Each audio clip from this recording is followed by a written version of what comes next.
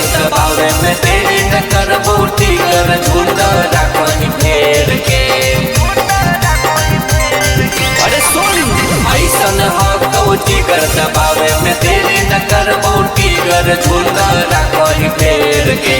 कि जाते बोल मिट मरबो निराशे में घेर के जगाओ नहीं सुतल शेर के। कि जाते बोल मिट मरबो निराशे में घेर के जगाओ नहीं सुतल शेर के। रे पगला की निरसा हो रे